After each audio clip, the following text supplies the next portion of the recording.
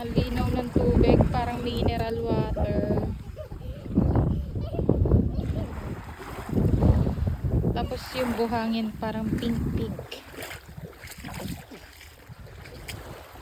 Ayan. Para siyang pink.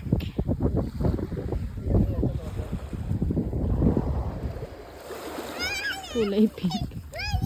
Ito yung paligid. Ito yung hotel namin.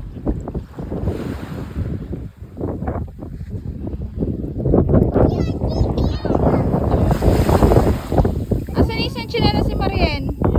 Ayaw nang umalis sa tubig.